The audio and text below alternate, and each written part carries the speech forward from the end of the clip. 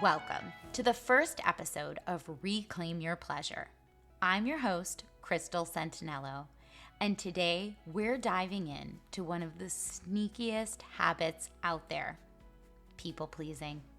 Yep, if you're the kind of person who says yes when you really mean, I'd rather gouge my eyes out with a spoon, or it feels like it's your main job in life to keep everyone else happy, to avoid the eggshells that are scattered all around you, then this episode is for you.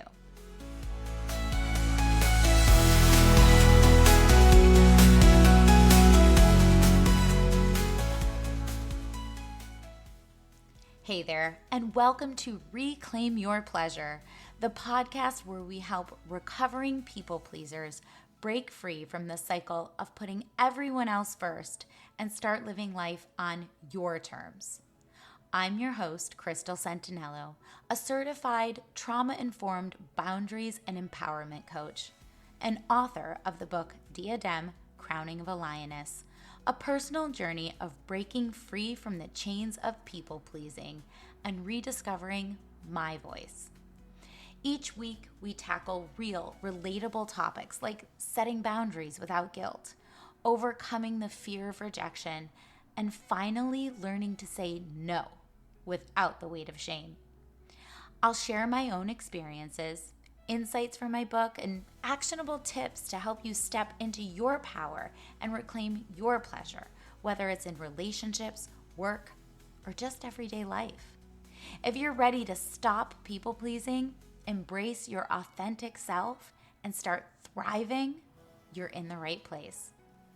Let's dive in.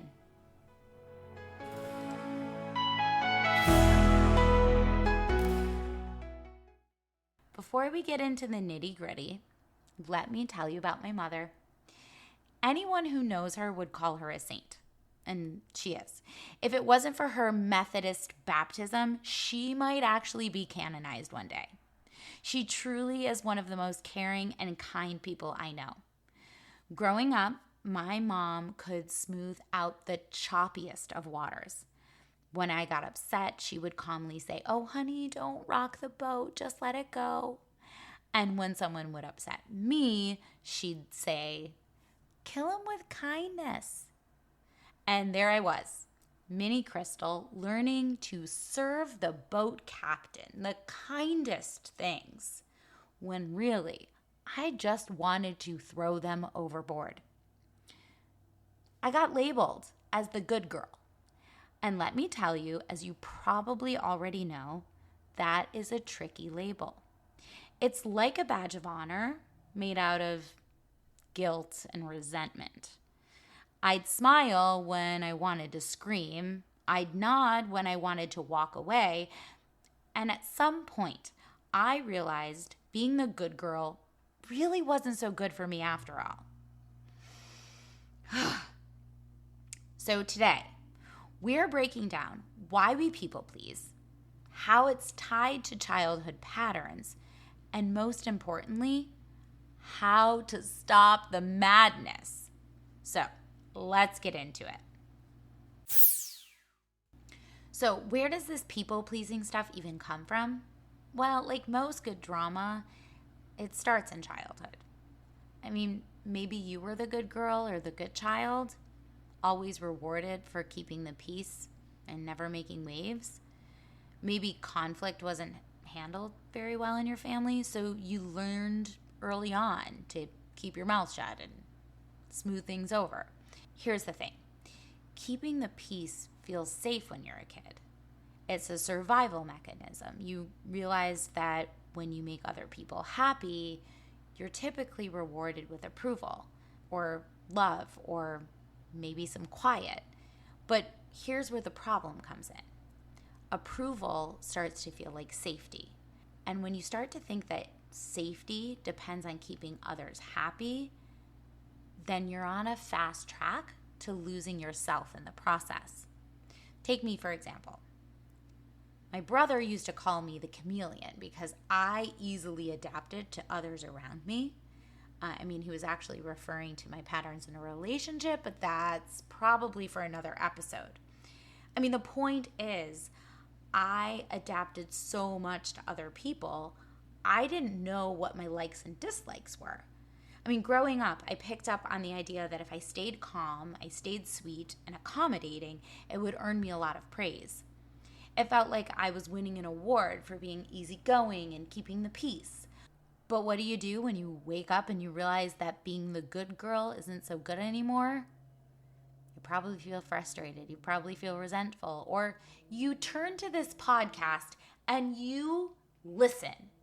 And we're going to talk about signs of people pleasing. So, how do you know if you're a people pleaser? Maybe you've listened this far and you're still not sure. Well, do any of these sound familiar? You apologize all the time, like for everything. Oh, sorry, did my breathing offend you? Maybe you run from conflict, like it's chasing you with a pitchfork. You'll agree to things you don't even want, just to avoid the uncomfortable feeling of saying no. Do you say yes when you really want to scream no? Remember that bake sale you volunteered for? Yeah, you didn't want to do that. Nor did you probably have the time to bake 5 dozen meticulously frosted cupcakes, did you? Do you feel responsible for everyone else's happiness? Someone's upset. You feel like it's your job to fix it, even if you had nothing to do with the reason they're upset? If any of these hit close to home, don't worry. You're absolutely not alone. The good news? Yeah, there's good news. Awareness is the first step toward breaking free. So, why is it so darn hard to stop people pleasing? Well, like your favorite pair of worn out sweatpants, people pleasing's comfy, even though it's not good for you. You get used to the pattern of keeping the peace, avoiding conflict, making others happy. And in a future episode, we'll dive even deeper into other hidden perks that are keeping you stuck. But here's the truth about people pleasing. It's exhausting and it's not sustainable. People pleasing often comes from the fear that if you stop, people won't like you anymore. But here's the radical truth. The people who truly matter will respect you more when you set boundaries. The ones who get mad when you stop bending over backward, they were never on your side to begin with. And the real kicker, when we people please, we're basically saying, your needs matter more than mine. Over time, that's what builds the resentment and burnout.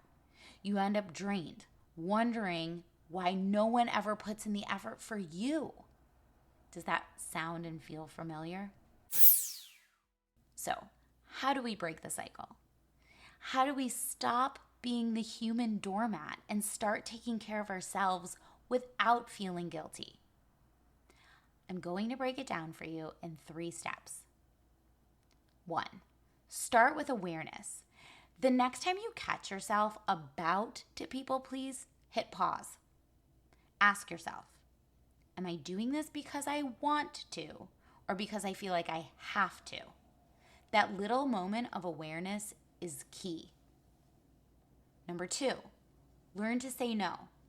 And I don't mean some elaborate excuse, just a simple no.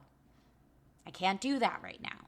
You don't owe anyone any explanation, a justification, or an apology. If you follow me on Instagram, then you've heard me say this before. No is a complete sentence. And 3, set boundaries. Yeah, the B word. Boundaries are going to be your new best friend. They don't make you selfish, they make you sane. And trust me, the right people in your life will respect those boundaries. The ones who don't, well, you'll learn to distance yourself from them. Now, I'm not saying any of this is easy. It's uncomfortable at first. But it's time for you to find the comfort in the discomfort. The discomfort means you're making change and progress. The more you practice, the more you'll realize how empowering it is to finally stand up for your own needs. So there you have it. People pleasing may have started as a way to feel safe, but it doesn't have to be your forever game plan. Breaking free takes time and practice, but trust me, you're worth it. Your needs matter just as much as anyone else's. If you're still not sure after this episode if you're a people pleaser, or you want to know, am I all the way there or am I somewhere on the road to recovery? Then go to my website, krystalcentinello.com/quiz and take the people pleaser quiz. Find out where you're at. And if today's episode resonated with you and you're ready to start saying no without guilt, setting boundaries like a boss, and reclaiming your pleasure, whether at work, in relationships, or just in life, reach out. You can connect with me on Instagram at Complete Coaching with Krystal, or visit my website to learn more about my coaching. Let's do this together. You don't have to figure it out on your own. Thanks so much for joining me today. Remember, it's not selfish to take care of yourself. It's necessary. Until next time, take care, be kind to yourself, and practice saying no.